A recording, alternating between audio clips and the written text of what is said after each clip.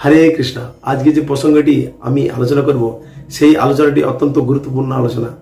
বিশ্বাসী মিলাই বস্তু তর্কে বহুদূর। এই প্রসঙ্গের কোনো শাস্ত্রের প্রমাণ নেই। আপনি যদি বিশ্বাস করতে পারেন তাহলে আপনার কৃষ্ণ ভক্তি বৃদ্ধি হবে। কারণ এক ভক্ত এবং ভগবানের সঙ্গে ঘটে যাওয়া এই লীলা কথা, বৃন্দাবনের লীলা কথা। বৃন্দাবনে এখনো ভগবান যে লীলা করেন তা এই লীলা কথার মাধ্যমে প্রকাশিত হয়েছে।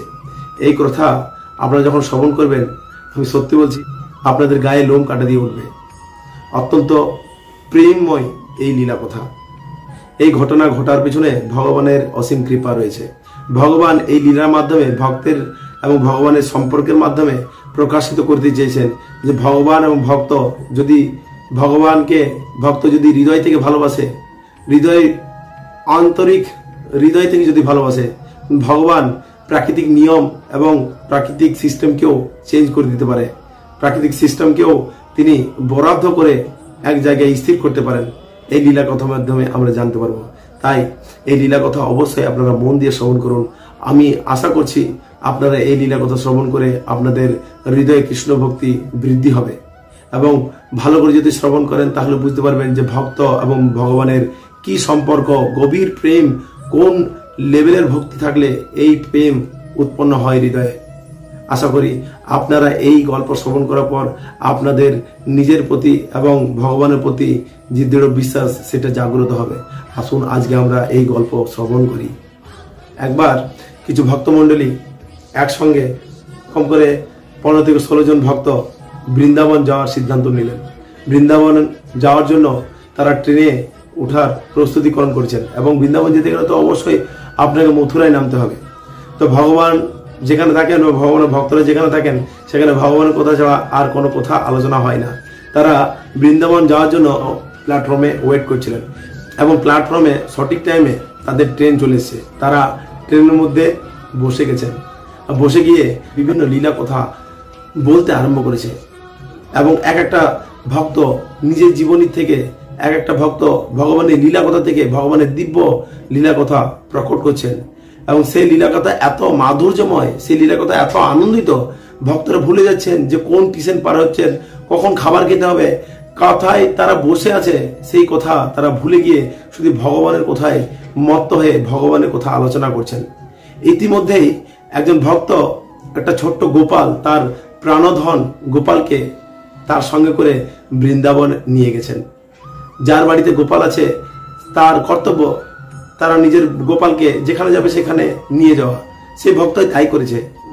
গোপাল ভগবানকে তিনি নিজের সঙ্গে করে বৃন্দাবনে নিয়ে গেছে। যখন ভগবানের কথা সব ভক্তরা আলোচনা করতে শুরু করেছে তখন তার মনে হলো ভগবানকে বক্সের থেকে বের করে ভগবানকে ভগবানের কথা শ্রবণ করাই। তখন তিনি তার যে ভগবানের বক্স ছিল সেই বক্স থেকে গোপালকে বের করে স্লিপার বগি যে 3টি স্লেপ থাকে সেই উপরের স্লেপে গোপালকে রেখে দিল এবং গোপালকেও শুনতে বলল যে শোনো শোনো, তোমার লীলা কথা শ্রবণ করো।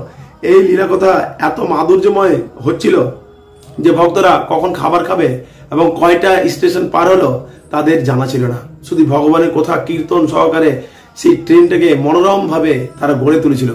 বৃন্দাবন যাওয়ার পথে সেই ট্রেন অদ্ভুত এক রূপ ধারণ করেছিল। সমস্ত আশেপাশে যে যাত্রীরা তারা যানবাহন করছেন, যাতায়াত করছেন, তারাও নিঃশব্দ হয়ে পড়ে তাদের মুখনিশি থেকে ভগবানের কথা শ্রবণ করছিলেন। এইভাবে একটার পর একটা স্টেশন পার হয়, একটার পর একটা স্টেশন পার হয়। অবশেষে তারা বৃন্দাবনের যে নিকটবর্তী স্থান মথুরা, সেই মথুরা স্টেশনে তারা আগমন করেছেন এবং আগমন করে তারা নিজের লাগেজ, ব্যাগ সবকিছু এক একজন নিজের নিজের লাগেজ নিয়ে পড়ে গাড়ি ধরে তারা বৃন্দাবনে পৌঁছালো। এবং বৃন্দাবনে গিয়ে তারা এক ধর্মশালায় গিয়ে উপস্থিত হলো। ধর্মতলায় গিয়ে তারা নিজের নিজের রুম নিলেন এবং নিজের নিজের রুমে গিয়ে তারা ফ্রেশ হয়ে এবার তার গোপালকে তিনি তার নিজের স্থানে বের করার জন্য তার সেই গোপালের বক্সটা খুলেছে। যেই না গোপালের বক্সটা খুলে দেখছে যে গোপাল তো নেই, তার মাথা বিস্মৃত হয়ে গেছে যে গোপাল কোথায় গেল। গোপালকে ছাড়া তো আমি এক মুহূর্তে থাকি না, গোপালকে কিভাবে আমি কোথায় রাখলাম মনে পড়ছে না। এইভাবে তিনি চিন্তা ভাবনা করতে করতে গোপালের জন্য অত্যন্ত ক্রন্দন করতে শুরু করলেন। হায় হায়, আমি গোপালকে কিভাবে কোথায় ভুলে গেলাম, গোপাল কেন বক্সে নেই, গোপাল তো নিজের থেকে বেরোতে পারে না, কিভাবে এই ঘটনা ঘটলো, আমি এত ভুলো মনস্কর, গোপালকে কোথায় রেখেছি। তিনি অত্যন্ত কাতর হয়ে কান্না করতে লাগলো, আমার প্রাণ গোপাল কোথায় গেল। কোথায় গেল সেই আমার প্রাণের প্রাণ, যাকে ছাড়া আমি এক মুহূর্ত থাকতে পারি না, যাকে ভোগ না লাগিয়ে আমি কিছু খাই না, আজকে কিভাবে আমি গোপালকে ভুললাম? এইভাবে চিৎকার করতে লাগলো। আশেপাশে যে ভক্তরা ছিল তারা সবাই তার নিকট এসে পড়ে জানতে লাগলো কি ব্যাপার, কি হয়েছে, আপনি কেন এত চিৎকার ভাবে কান্না করছেন? তখন তিনি বিস্তারিত বললেন যে গোপালকে আমি পাচ্ছি না, আমার বক্সের মধ্যে গোপাল নেই, গোপাল কিভাবে কোথায় গেল, আমি গোপালকে ছাড়া এক মুহূর্তে থাকতে পারি না। হে প্রভু, আপনারা যদি আমাকে একটু হেল্প করতে পারেন, একটু দেখুন আমার গোপাল কোথায় গেল। তখন সেই সাধুদের মধ্যে একজন সাধু হঠাৎ করে বলে উঠলো, তুমি কি তোমার গোপালকে ট্রেনের মধ্যে বের করেছিলে? হয়তো তুমি ট্রেনে যদি গোপালকে ভুলে গেছো, তুমি ভালো করে মনে করো।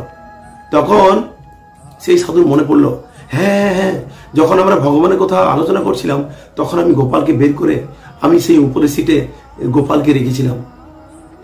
আমি মনের ভুলে আমি গোপালকে সেখানে ছেড়ে এসেছি, তাহলে এখন কি হবে? আমি কি আমার গোপালকে পাবো না?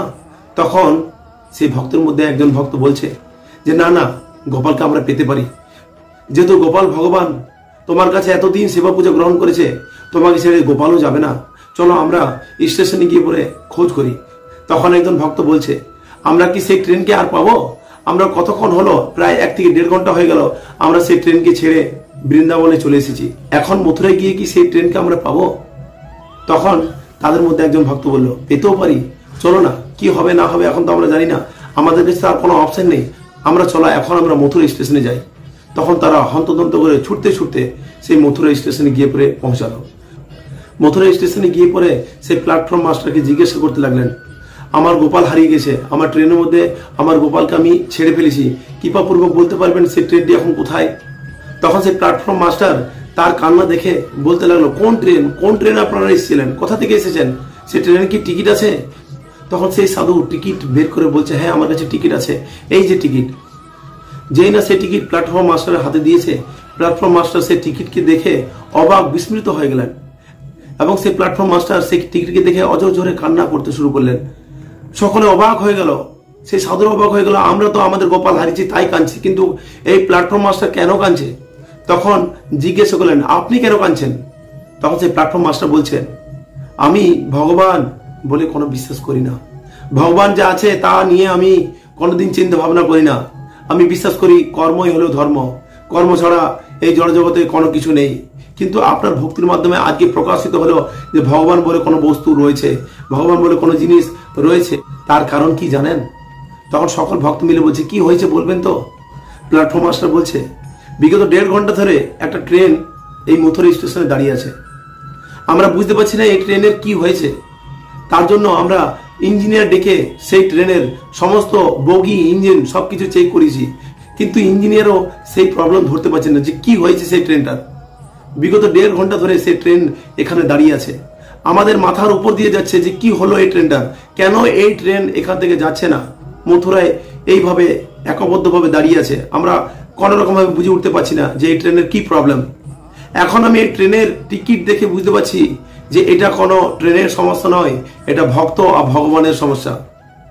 যান যান যান, আপনার ট্রেন 4 নম্বর প্ল্যাটফর্মে দাঁড়িয়ে আছে, যান যান যান, আপনার গোপাল আপনার জন্য ওয়েট করছে, হয়তো গোপালই এই ট্রেনকে এখানে দাঁড় করিয়ে রেখেছে, আপনার জন্য ওয়েট করছে গোপাল। সেই কথা শুনে সেই সাধু হন্তদন্ত দৌড়তে দৌড়তে 4 নম্বর প্ল্যাটফর্মে গিয়ে পড়ে যে বগিতে তারা বসেছিল সেই বগিতে গিয়ে দেখছে যে গোপাল সেই সিটের মধ্যে চুপটি করে এক কোনায় বসে আছে।